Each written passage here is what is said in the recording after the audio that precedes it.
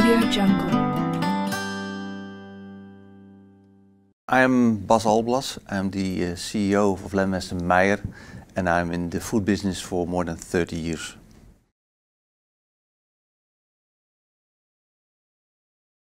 If you speak about our Lemmes & Meyer sustainability strategy, there are actually a few things which are extremely important. One, that it's totally ingrained in our way of working. It's an essential part of what we do every day. The second thing is that it's not only looking at our own area of responsibility, our plants and our supply chain, but that we also look at the effects that we have with our work on the suppliers as well as on our customers. And finally, we have set ourselves very ambitious objectives for 2020. When we set those objectives, we were not sure how we were going to realize those. So, through ambition, we knew about certain solutions, but not all of them. And we are inventing them as we speak along the journey towards 2020.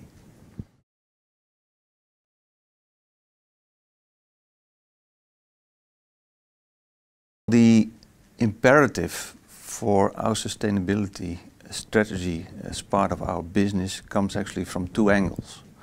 The first one is that we strongly believe that in order to be successful as a business, you need to also create value for others.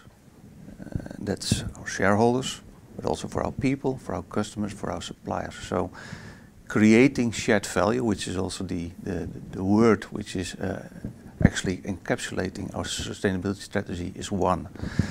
Secondly, we also are very much of the opinion that it's a license to operate. That many of the people that we work with expect from us that we behave in a sustainable way.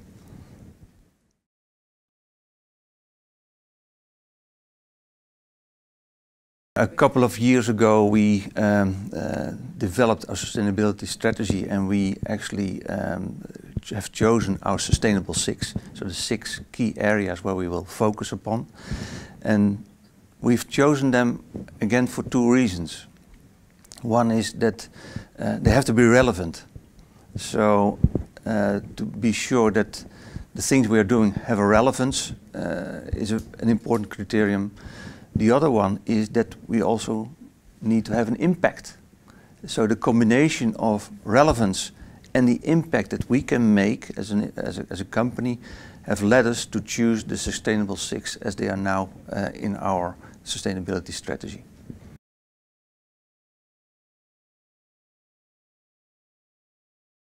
The biggest contribution that we can make as a company is in the core of our business, which is the production of French fries and other potato products. And there, things like water consumption, energy consumption, the efficiency with potato and the avoidance of waste are key areas where we, with the big volumes that we are producing and processing, can truly make an impact, and where we can truly be relevant for our customers and for our suppliers and for ourselves.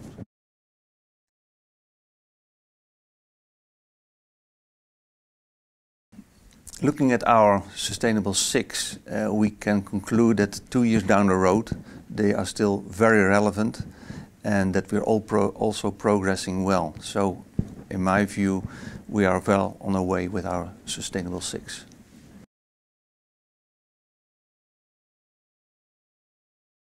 And in my view, profit is not an objective in itself, but it's a need to continuously invest in our future, to invest in also sustainable solutions, and therefore profit is something that we need. Moreover, we are a business, we have shareholders, and we owe it also to our shareholders that they get a fair return on their investment and the risk they take. So those two reasons are both very relevant for profit.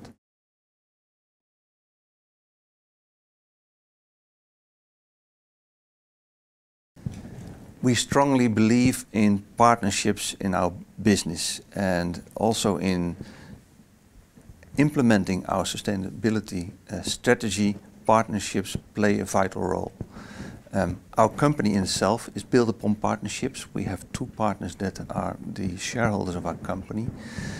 But what is even more important is that in order to achieve our ambitious goals, we have to collaborate, we have to work together with other people.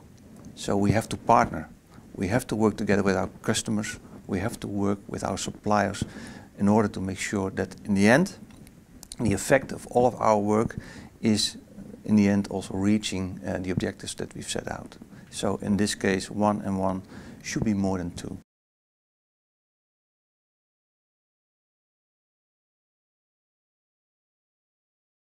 Some people speak about sustainable food, and some people speak about sustainable food being the solution for feeding enough people in the world. Well, first I would like to say that I don't believe in the concept of sustainable food.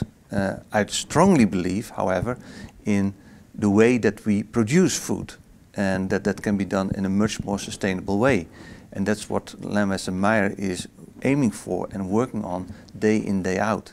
So it's all about processes, about systems, about solutions to ensure that we do things in the most sustainable way, more than labeling food as sustainable food.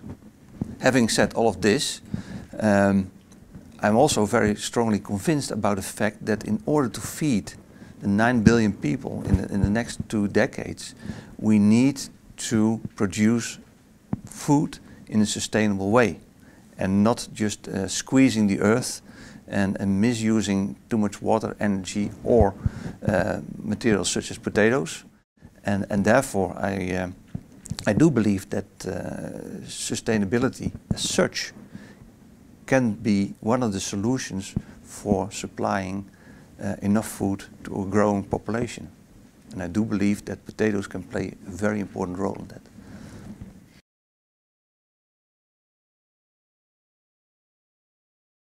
So if we speak about feeding the world in a sustainable way and relating that to our sustainability strategy, creating shared value, we've set out those ambitious targets. And if I were to focus on the 3 biggest ones, it's about reducing our water consumption with 50%. It's about reducing our energy consumption with 30%, both, by the way, on the basis of a kilogram produced product. And we want to reduce the amount of potato usage for the same consumption with 10%. So those are 3 key objectives.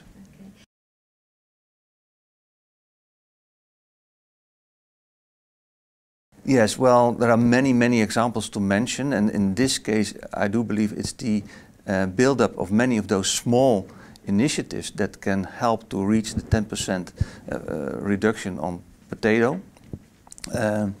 If we look at our own area of influence, it has to do with all the techniques that we apply, the technology in our plants, to make sure that in the end as much as possible of the original potato ends up as a fry.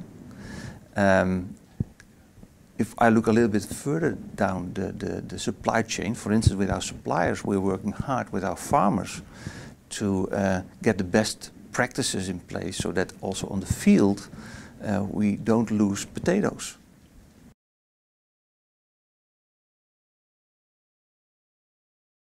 Speaking about sustainability and the challenges that come with that, when we started, it's like by creating a snowball, the first turns are the most difficult ones.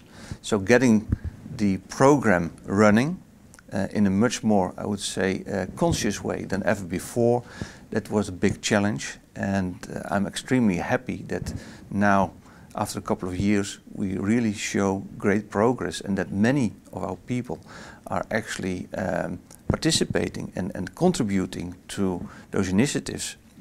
And that sustainability is nowadays a true intrinsic part of our day-to-day work. And by nature, people, when they do actions, think also about, okay, and what's the effect on the environment? What's the effect on the reduction of energy, of better utilization of potatoes, etc. Yeah.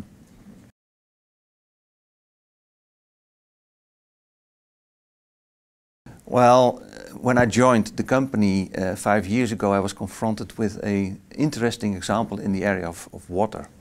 At that time, a few people had installed a new test equipment based upon reverse osmosis in our plant in Bergen op Zoom, the so-called inner water technology. And those people have driven over the years that pilot project into a project where we now have installed on a commercial scale in some of our plants this type of technology, and we are aiming to roll it out further in our organization.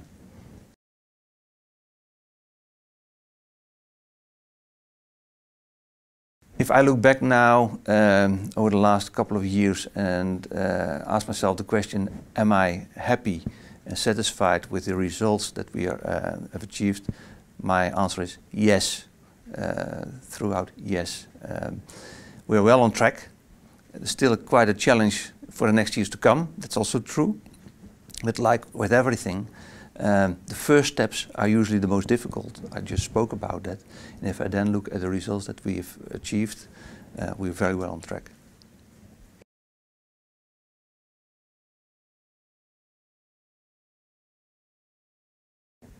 If I look at examples of areas where I believe we have exceeded, then I would say it's particularly in the energy area, where we are very well ahead of our targets to reduce with 30%.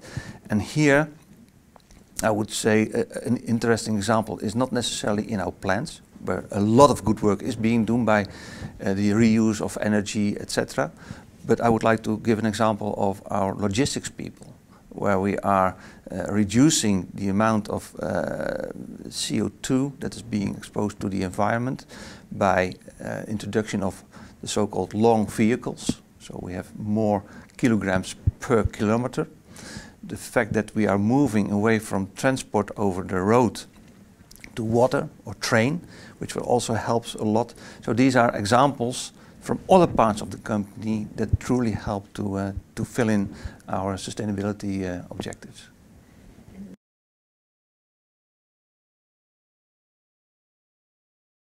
I would say that water is still an area that needs a lot of attention, and water is relatively cheap.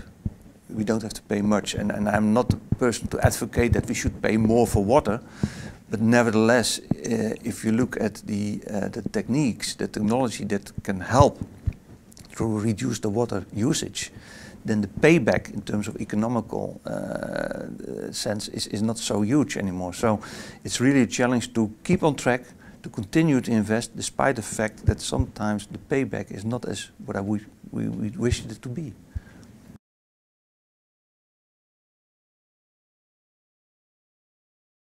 If I look ahead, then we know that the world is changing day in, day out. And I think for us as a company, we set out objectives, we set out a strategy.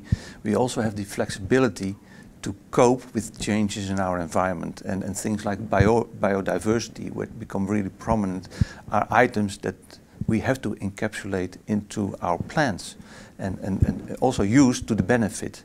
So it's indeed a matter of staying focused, but also being flexible in the way that you in the end implement, and being open for influences from society and in the world around us.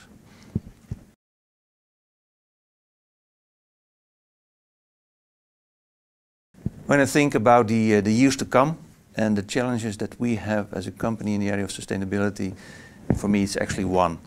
And the challenge is that we stay focused on the path that we set out together a couple of years ago, and that we do not lose sight for the years to come. And that will also be my main contribution in making sure that we reach our objectives, to reminding our people continuously what we set out together and what we would like to achieve.